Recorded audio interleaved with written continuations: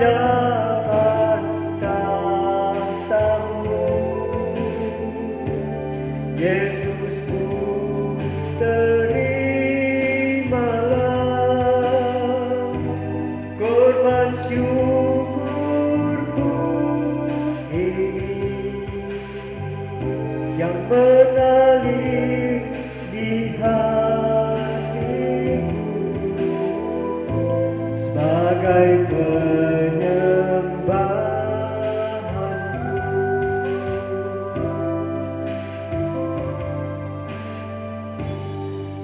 Ku bawa kepadamu,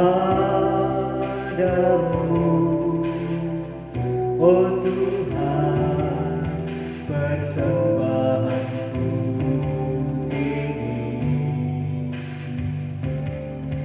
Ku ingin Engkau menerima korban syukurku melalui pujian.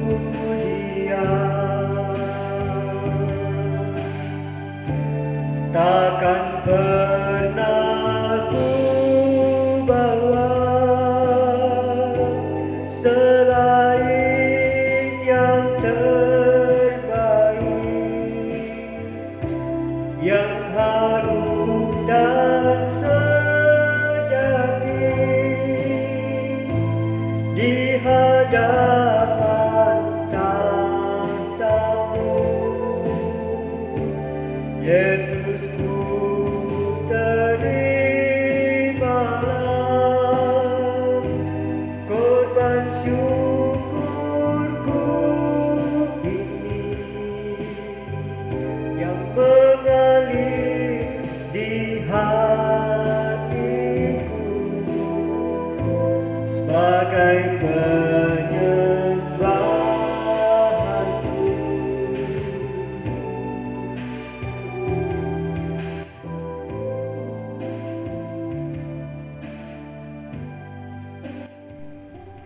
Mari kita berdoa.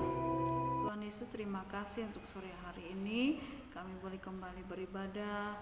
Berkati anak-anak yang ada di rumah mereka masing-masing, biarlah mereka juga boleh menyembah, memuji dan memuliakan nama Tuhan. Kami akan dengar firman Tuhan, dalam nama Yesus kami telah berdoa. Amin.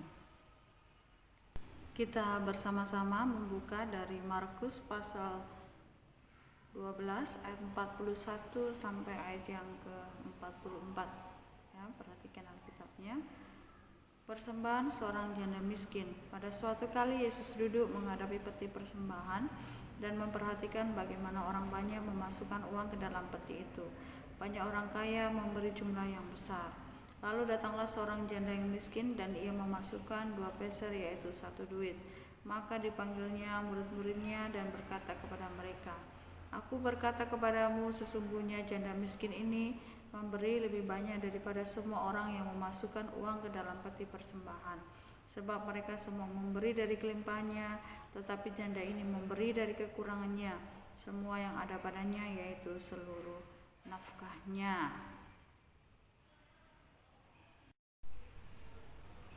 Ya, sekarang kita akan belajar kebenaran firman Tuhan.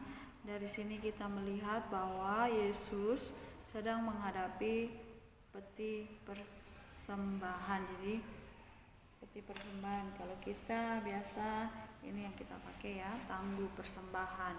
Ya, tangguh persembahan. Dan ketika itu Yesus memberikan pengajaran bahwa Yesus memperhatikan bagaimana orang memberikan persembahan. Ada banyak orang kaya dan ada seorang janda miskin, ya. Mereka sama-sama memberikan persembahan. Namun Tuhan Yesus berkata bahwa janda miskin ini memberikan lebih banyak daripada semua orang yang memasukkan uang ke dalam peti persembahan, gitu ya. Jadi wanita janda yang miskin ini mempersembahkan uangnya, jumlahnya sedikit, tetapi kok Tuhan Yesus berkata bahwa dia memberikan lebih banyak. Apa maksudnya, gitu ya? Ternyata janda ini memberikan persembahan itu dari kekurangannya. Semua yang ada padanya dia berikan kepada Tuhan. Berbeda dengan orang kaya, dia memberi dari segala kelimpahannya. Ya, jadi di sini kita tahu bahwa Tuhan itu ketika kita memberikan persembahan, Tuhan tidak melihat berapa besar jumlah persembahan yang kita berikan, tetapi Tuhan lebih melihat sikap hati kita, bagaimana motivasi kita ketika kita memberikan persembahan. Ya, dari janda ini kita belajar bahwa janda ini memberikan apa yang dia punya kepada Tuhan, ya, apa yang dia miliki, bahkan dikatakan dia memberikan seluruh nafkahnya. Ketika kita memberikan persembahan, ya, kita memberikan yang terbaik bagi Tuhan. Ya, saya biasa lihat, ya, biasa anak-anak ketika dikasih uang oleh orang tuanya, remas dulu baru kasih masuk persembahan. Ya, kalau kasih masuk persembahan, lipat baik-baik uangnya, ya, kasih masuk baik-baik, ya, supaya orang yang menghitungnya ya lebih bagus. Masa mau diberikan persembahan kepada Tuhan, kucel-kucel, kusut-kusut, ya, lipat baik-baik, kemudian kita masukkan persembahan. Kemudian kita belajar bahwa ketika kita memberi persembahan itu merupakan tanda kasih kita kepada Tuhan, ucapan syukur kita kepada Tuhan, karena Tuhan telah memberikan berkat-Nya kepada kita. Jadi kita memberikan sebagian dari yang Tuhan berikan kepada kita. Jadi ketika kita memberikan persembahan, jangan berpikir rugi gitu ya, jangan berpikir nanti habis uang saya, nanti saya kekurangan dan lain sebagainya. Jadi ketika kita memberikan persembahan, ya, motivasi hati kita itu akan dilihat oleh Tuhan. Kemudian janganlah kita merasa rugi ketika memberikan persembahan. Justru memberikan persembahan merupakan wujud kasih kita, wujud ucapan syukur kita kepada Tuhan. Dan yang harus kita lakukan juga bahwa kita harus mempersembahkan diri kita, hidup kita kepada Tuhan. Ya, untuk mengakhiri saya buka dalam Roma. Kita baca bersama Roma pasal 12 ayat 1. Begini bunyi firman Tuhan, karena itu saudara-saudara, demi kemurahan Allah, aku menasihatkan kamu supaya kamu mempersembahkan tubuhmu sebagai persembahan yang hidup, yang kudus, dan yang berkenan kepada Allah. Itu adalah ibadahmu yang sejati.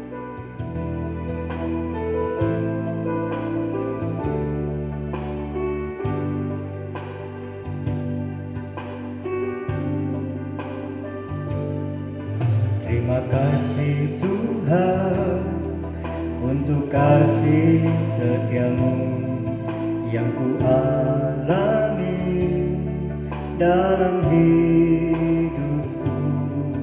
Terima kasih Yesus untuk kebaikanmu sepanjang hidupku. Terima kasih Yesusku buat anugerah yang kau beri, sebab hari ini Tuhan adakan syukur bagimu.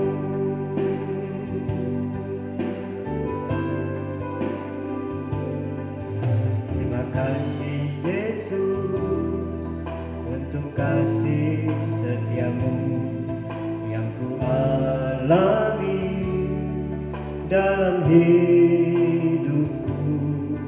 Terima kasih Yesus untuk kebaikanmu sepanjang hidupku. Terima kasih Yesusku buat anugerah yang kau beri, sebab hari ini Tuhan adakan syukur bagimu. Mari kita akan akhiri, kita berdoa. Kami bersyukur kepadamu Tuhan untuk firman Tuhan yang mengingatkan kami untuk kami boleh memberikan persembahan yang terbaik bagi Tuhan. Kami berdoa supaya Tuhan boleh menjauhkan segera kami dapat kembali beribadah bersama di rumah Tuhan, bertemu bersama dengan teman-teman yang lain. Berkati pemimpin bangsa kami, berkati bangsa dan negara kami, berkati pemerintah kami, kota kami di mana kami boleh tinggal, sehingga semua kebijaksanaan dan usaha-usaha yang dilakukan semua dapat berjalan dengan baik dengan pimpinan dan pertolongan Tuhan. Berkati anak-anak kami yang setiap hari mereka harus belajar juga dari rumah mereka masing-masing. Berkati orang tua dalam segala tugas dan tanggung jawab mereka. Biarlah firman Tuhan yang kami boleh dengar, kami boleh lakukan di dalam kehidupan kami. Dalam nama Yesus kami telah